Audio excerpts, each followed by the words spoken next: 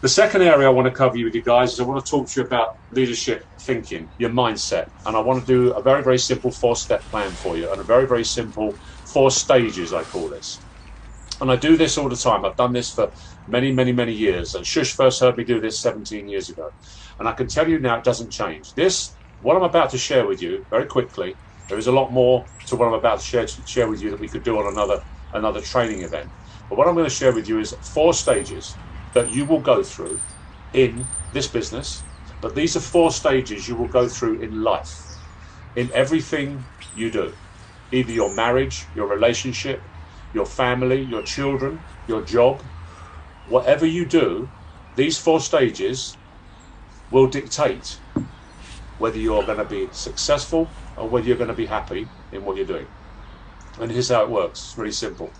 With everything we do in life, be it a new relationship, be it if you're a guy, you're looking for a new partner, or perhaps you want to like me when I was younger, looking for girls to go out with, you would be, and let's say it may not be a relationship, it could be a new job, it could be anything that you're doing for the first time. You get creative. Your mind becomes creative. When you start a new job, you're actually quite excited about that job. Briefly, you do it because you're excited about the new challenges, you're excited about stimulating, and you think of ways to get that job.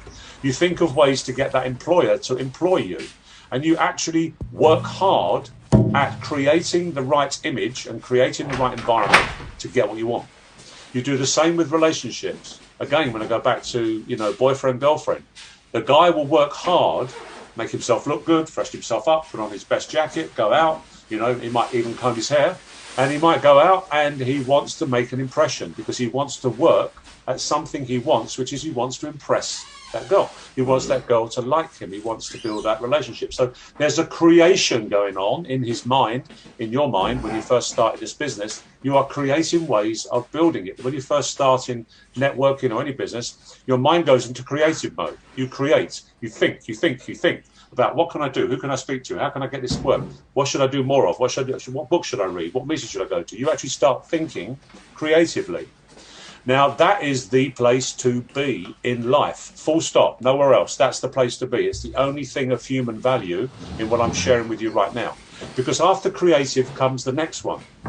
And it's a human thing that happens in the mind which will drive you crazy and will cause you untold problems. And as you start analysing, the next step for you is you start looking at what you've created and you have a very good look at it and you start pulling it apart and you start having a look in, what have I done here? What have I done? Have I done too much of that? Have I done too little of this? You analyse what you've created.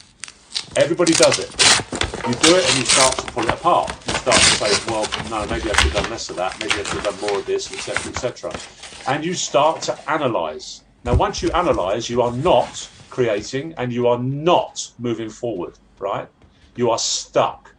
It gets worse. The third step is once you've had a good analytical nose around in your business and had a good look at what's going on and, whether this is right, whether that's wrong. Do I like this part of the comp plan? Do I like this product? Do I like this rep? Is this rep doing enough work? You then move gently into management. You become a manager. So you go from creative to analysing, and then you manage. Because you become quite successful, you become a platinum. And I'm a platinum and I know how this works, so I need to tell you how it works. I don't do it anymore. I don't really, I don't recruit that many people like I used to. I don't, I'm okay with what I'm going to be there anyway because I've already done a lot of work in the last 6 months. So now it's my job to manage you and get you to do more.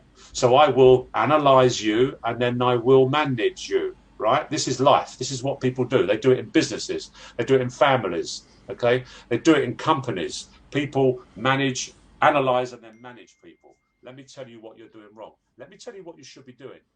No. You do it. Show them how to do it. Do not tell them how to do it. Your responsibility is to hold the torch, is to hold the banner and go forward as a leader, pulling your people behind, not standing behind them, pushing them. You are not in the job or the work of pushing people to success. You are in the world of dragging people to success. Some of them you'll drag them screaming, but the ones that want to be successful will run behind you, and there's some of them will overtake you. That is bloody fabulous when it happens. I'm telling you, I want all of you to make as much money or more than I've ever made, because that really means that I've been right for 40 years. This wonderful industry does work. So you start managing. Then comes number 4, and this is the death nail. This is the slippery slope of personal destruction, and everybody does it. And it's so human, it's frightening. You'll see it everywhere, and that's blame. You will start blaming. You'll start blaming 3 things. You'll blame the products, you'll blame the company, and you'll blame your upline. That's what you'll do. You'll find reasons for you not being successful. You'll find reasons for why it hasn't worked for you. Okay, let me tell you, I mean, my group my organization, they're all so stupid, my people. They don't know what they're doing. I've tried to train them and they're not listening. They're so dumb, they wonder why people are dying in alphabetical order in the obituary column of the newspaper, and some of you will get that later. So, you know, they go, well, I don't like these products that much anyway. I mean, I used one the other day. It's okay, you know, the products are okay. And then you get into a discussion with your people about what's wrong with the business. You actually join them in discussions about what's wrong. You actually accept their excuses and you build their excuses. Yeah, I know what you mean.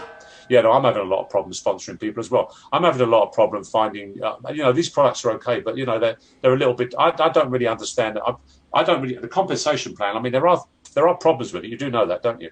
And you actually become part of their pity party. You become part of their negative core thinking, which is so human, it's scary. Now, look, guys, here's as simple as it is.